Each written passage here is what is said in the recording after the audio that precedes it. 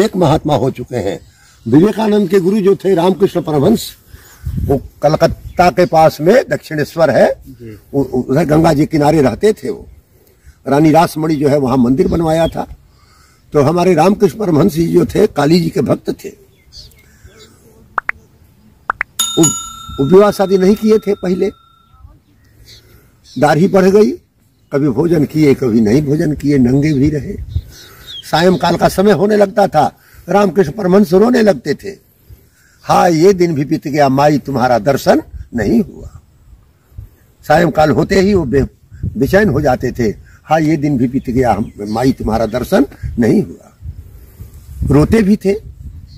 एक दिन उनके मन में आया कि हम माई के लिए इतना बेचैन है, भोजन भी अच्छा नहीं लगता है, नींद भी अच्छी नहीं लगती है, हम पागल की तरह से घूम रहे हैं, कभी वस्त्र पहनते हैं कभी नहीं पहनते हैं, और माई हमको दर्शन भी नहीं देती है, तो हम रह करके क्या करेंगे। काली जी के मंदिरों में वहां तलवार भी रहती है, तलवार को उठा लिए और अपने गर्दन पर लगा दिए, माई तेरे लिए हम इतना बेचैन और तू हमको दर्शन तक नहीं देती है। काली साक्षात प्रकट हो गई, उनके बाह को हाथ को पकड़ लिया, कहा कि बेटा ये क्या कर रहा है। तो बोले कि हम तेरे लिए रात दिन रोते हैं, बेचैन है, हमको दुनिया अच्छी नहीं लगती है, न खाने की सुध है न कपड़ा पहनने की सुध है, और तू हमको दर्शन तक नहीं देती है, तो हम रह के क्या करेंगे। बोले कि हम परीक्षा ले रही थी कि तू जो है अपने से ज्यादा हमको मानता है कि नहीं, आज अपने को भी चढ़ाने को तैयार है, जाओ बेटा अब जब बुलाएगा तब तुम्हारे पास आएंगे। तो बड़े बड़े भक्त लोग आते थे, उनको घोड़ा गाड़ी से टमटम से ले जाते थे अपने यहाँ। रामकृष्ण परमहंस जाते थे लौटते थे, तो जैसे लड़के अपने माई से कहते हैं कि हम वहां गए थे, यह खाया वह खाया, भक्त लोग ये खिलाए, सब आकर के रिपोर्ट माई की तरह से करते थे वो।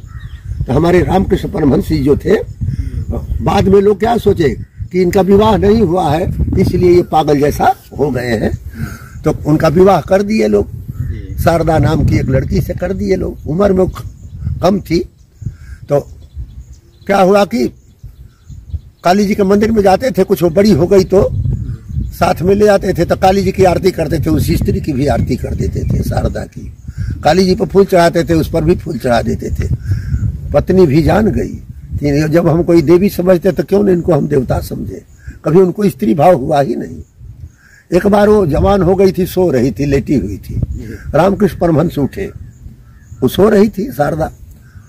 अपने मन से बात करते हैं, कहो मन स्त्री की इच्छा है तुम्हारी कुछ, बोलो अपने पास स्त्री है स्त्री की इच्छा कुछ, और यदि है इच्छा तो हाथ बढ़ाए, इसको हम छूते हैं, लेकिन हाथ आगे बढ़ा नहीं, जैसे कि स्तंभित हो गया, रुक गया। बोले कि नहीं तनिक भी मन हो स्त्री की तो बताओ, तो मन कहता है कि नहीं नहीं तनिक भी हमारी इच्छा नहीं है। तो ऐसे ऐसे अपने देश में भी हो चुके हैं महात्मा जो कि स्त्री में भी देवी जी का भगवती का भाव करते थे।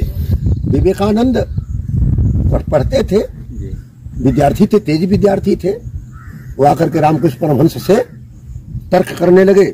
बहुत से साधुओं को यहाँ जाते थे, तर्क करते थे। इनके यहाँ आए, बोले कि आप भगवान को देखे हैं? बोले कि हाँ देखे हैं, और तुम्हारे में भी भगवान को देख रहे हैं जी। सब में हम भगवान को देखते हैं, तब तेरे में भी देख रहे हैं। तनिक सा शरीर उनका छू दिए, मालूम पड़ा कि सारा संसार गायब हो गया। बाद में विवेकानंद कहते हैं ये कौन सा जादू जानते हो कि हमारा सब संसार ही गायब कर दिए। तो परमहंस जी में ये स्थिति थी। विवेकानंद अमेरिका में गए, उधर भी प्रवचन भाषण करते थे, जहां जहां कहीं कुछ भूल जाते थे। रामकृष्ण परमहंस का शरीर छूट गया था, फिर भी मालूम होता था कि हमारे गुरु जी हैं, हमारा मार्गदर्शन कर रहे हैं। बड़े बड़े महामहोपाध्याय आते थे, किसके यहाँ? रामकृष्ण परमहंस के यहाँ, संस्कृत के विद्वान। वो कहते थे कि तुम पढ़े लिखे नहीं हो, दस्तखत करने भी आप रामकृष्ण परमहंस तुमको नहीं आता है, और कोई पूछता है तो प्रश्न का जवाब कैसे दे देते हो? तो रामकृष्ण परमहंस कहते हैं जानते हो हमारी जो माई है काली माई, अक्षय ज्ञान भंडार वाली है। हमारी माई जो काली माई है अक्षय ज्ञान भंडार वाली है। जब कोई पूछता है तो माई कहती है अक्षय ज्ञान भंडार में से लेकर के दे दे, ये तो रखा है अक्षय ज्ञान भंडार, इसमें से निकाल के दे दे। तो देखो कोई भिक्षुक आ गया मांगने वाला, तो क्या करता है, घर का एक लड़का भी एक मुट्ठी अन्न दे देगा, एक दो रोटी निकाल के दे देगा। लेकिन बोरा का बोरा देना हो, ज्यादा माल देना हो, तो घर का मालिक देगा।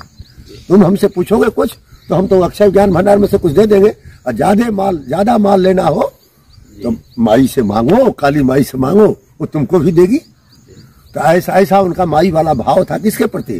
काली माई के प्रति जो था भाव था। तो आप लोग इनका चरित्र जब सुने हैं तो आप लोग भी सब स्त्रियों में माता को देखिए, तो क्या होगा, जल्दी भगवती की कृपा होगी।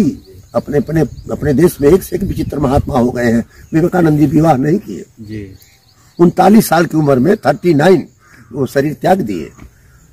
स्वामी हमारे राम तीर्थ थे पंजाब में, अब तो पाकिस्तान में लाहौर पड़ गया है, गुजरावाला जिला था, पाकिस्तान में चला गया। तो वो जो थे 33 साल की उम्र में शरीर त्याग कर दिए। प्रोफेसर थे लाहौर में गणित के। तो राम तीर्थ जी क्या कहते हैं, 1/2, 1/3, 1/4, 1/5, जितना बढ़ता जाएगा नीचे वाला अंश और हर होता है ना, तो उसका मान कम होता जाएगा। 1/5 मैंने 1 का 5वां हिस्सा हो गया। 1/10 मैंने 1/10 मतलब 1 का 10वां हिस्सा हो गया। अब 1/0 कर दो, 1/0 तो 1 पूर्ण रहेगा। तो आनंद एक वस्तु है, तुम जितनी इच्छाएं संसारिक करते जाओगे आनंद खंडित हो जाता जाएगा। आनंद 3 इच्छाएं तुम्हारी संसारिक हो गई तो आनंद 1/3 हो गया। 10 इच्छाएं रखे हो तो 10वां हिस्सा हो गया आनंद।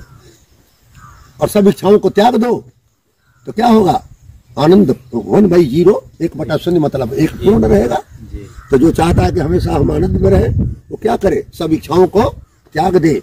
चाह गई चिंता मिटी, मनमा बेपरवाह, जाको कछु न चाहिए वैसा मन के साथ। चाह गई चिंता मिटी, मनमा बेपरवाह, जाको कछु न चाहिए वैसा मन के साथ। जिसको कुछ नहीं चाहिए वो तो बादशाहों का बादशाह है। बादशाह भी चाहता है कि हमारा खजाना भरा रहे, कोई चढ़ाई न करे, हमारा राज्य कोई ले न ले। इस अवधूत महात्मा को क्या है, कोई भी चिंता नहीं है। तो वही बोल रहा है कि अक्षरत्वात् वरेण्यत्वात् धूत संसार बंधनात् तत्वमस्यादि लक्ष्यत्वात् अवधूतै तीर्यते। अवधूत 4 अक्षर है, तो अक्षर होने से, अविनाशी होने से, वर्ण्यत्वात् वर्ण करने योग्य श्रेष्ठ होने से, धूत संसार बंधना सारे संसार के बंधनों को फेंक देने से, हटा देने से, तत्वमस्यादि लक्ष्यत्वात् तत्वमसि, तत्व तुम ही हो। वो तत्वमसि इत्यादि वाक्यों का जो इशारा जिधर है उसमें जिसकी स्थिति हो जाती है वो अवधूत है। अवधूत अक्षरत्वात् वरेण्यत्वात् धूत संसार बंधनात् तत्वमस्यादि लक्ष्यत्वात् अवधूतै तीर्यते। उपनिषद का वचन है। जिसकी स्थिति ऐसी हो वो अवधूत है। आशा पास विनिर्मुक्त आदि मध्यांत निर्मल आनंदे वर्तते नित्यम अकारः तस्य लक्षणम। आप अवधूत गीता को पढ़ना, दत्तात्रेय भगवान की है। स्वामी कार्तिकेय सुन रहे हैं, कहीं कहीं लिखा है कि गोरखनाथ भी सुने हैं उसको, दत्तात्रेय जी के वचन को। आप गुजरात में जाओगे, गिरनार पर्वत है। द्वारका की यात्रा में जाएंगे तो गिरनार पर्वत है, जूनागढ़ है, तो वहां पर दत्त शिखर है, दत्तात्रेय जी की चोटी है, और एक चोटी पास में और है, वो उसको गोरक्ष शिखर कहते हैं। तो गोरखनाथ और दत्तात्रेय जी का वहां संवाद हुआ है, अवधूत गीता। तो वही कह रहे हैं कि आशा पास से जो विनिर्मुक्त है, जिसको संसार की कोई आशा नहीं है, आशा ही बंधन करती है, तृष्णा बंधन करती है, तो वही वासना बंधन करती है। तो आशा पास से विनिर्मुक्त है। आदि मध्यांत निर्मला, बालकपन में, जवानी में और बुढ़ापा में भी हमेशा निर्मल रहा है। आनंदे वर्तते नित्यम, जो हमेशा आनंद में वर्तता है, हमेशा आनंद में रहता है। अवधूत के अक्षर का ये अर्थ हुआ। वासना वर्जिता जेना, जो शुभ अशुभ सब वासनाओं को फेंक दिया, हटा दिया। वक्तव्यम च निराम्यम, और जो कुछ बोलता है स्पष्ट बोलता है, उसमें कोई छल कपट नहीं हो, स्पष्ट बोलता है, उसमें कोई दोष न हो, झूठापन, किसी को खुशामदी, ये सब नहीं रहता उसमें। वर्तमान सुवर्तिता, जो हमेशा वर्तमान में स्थित रहता है, भूतकाल के चक्कर में, भविष्य की प्लानबाजी में नहीं रहता, वर्तमान में जो बढ़ता है, ये अवधूत के वो अक्षर का अर्थ है। धूत, धूलि धूल सर्गात्राणी, जहाँ कहीं भी धूल में भी, गंगा जी के बालू में भी बैठ जाएगा, कहीं कावेरी के बालू में, वहीं से पड़ा है। धूलि धूल सर्गात्राणी, शरीर में मिट्टी लगी है। धूत चित्तो निरामय, चित्त को एकदम साफ कर दिया है, और सब रोगों से रहित है। न मन में, न वाणी में, न शरीर में कोई रोग नहीं जिसको। तो वासना वासना वर्जिता जे न वक्तव्यम च निराम्यम वर्तमाने सुवर्ते तो वकार तस्य लक्षणम धूलि धूसर्गात्राणि धूत चित्तो निरामय धारणा ध्यान निर्मुक्ता। अब उसको धारणा ध्यान करना नहीं है, वो सबसे मुक्त हो गया। जो साधक है वो ना धारणा करेंगे ध्यान करेंगे और तो सब काम उसका पूरा है। तो ध्यान धारणा ध्यान निर्मुक्ता धूकार तस्य लक्षणम, और धूत जी के धू अक्षर का अर्थ है तत्व चिंता धीरता जे न।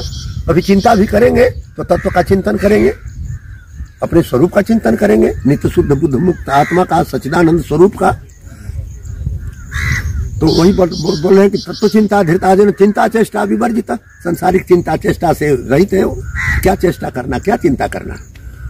तमो अहंकार निर्मुक्ता, तमोगुण से अहंकार से मुक्त है। शरीर में मैंपन नहीं है, संसार की चीजों में मेरापन नहीं है। तमो अहंकार निर्मुक्ता तकार तस्य लक्षणम, अवधूत जी के तो अक्षर का अर्थ है।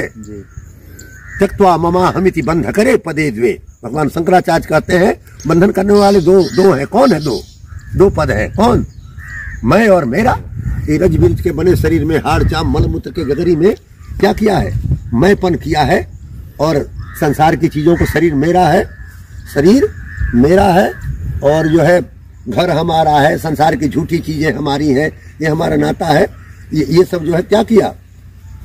यही सब जो है तत्वा ममा हमिति बंध करे पदे द्वे। ये दो पद जो है बंधन करने वाले हैं, मैं और मेरा। शरीर में मैंपन और संसार की चीजों में मेरापन, यही फंसा कर रखा है। दोनों को छोड़ दो तो तनिक देर में मुक्त हो तुम। अच्छा, नैया जो है पार, किसी को पार जाना है नदी पार में, तो नैया की जरूरत पड़ेगी, लग्गी की जरूरत पड़ेगी, पाल की जरूरत पड़ेगी, डांड की जरूरत पड़ेगी, केवट की जरूरत पड़ेगी। या जब पार उतर गए तब केवट को भी छोड़ देना है, नैया को भी छोड़ देना, बैठना ही मूर्खता है। तो जब तुम पहुंचे नहीं हो तब तक इन साधनों का आदर करो, और जब पहुंच गए तो इन सब की जरूरत नहीं है। तुम सीनियर हो, पार हो गए हो, तो बता दो कि तुम भाई केवट को पकड़ो, पाल को पकड़ो, डांड को पकड़ो, नैया पकड़ो, और तुम ही पार हो जाओ। अच्छे अच्छे ग्रंथों को देखो, शास्त्रों को देखो, जहां समझ ना आए गुरुजनों से पूछो, विद्वानों से पूछो, और जैसा शास्त्र गुरु बता रहा वैसे आचरण करो, वैसा व्यवहार करो, मन इंद्रियों का संयम करो, समय पर जागो, समय पर सोवो। तो ऐसा करोगे तो इसी जन्म में तुम मुक्त हो जाओगे। और जो मनमानी करेगा, न मास्टर के यहाँ जाएगा, न पुस्तकों को देखेगा, लापरवाही करेगा, वो पढ़ नहीं पाएगा। बोल दो श्री शंकराचार्य भगवान की जय, दत्तात्रेय भगवान की जय, गंगा महारानी की जय। हर हर महादेव।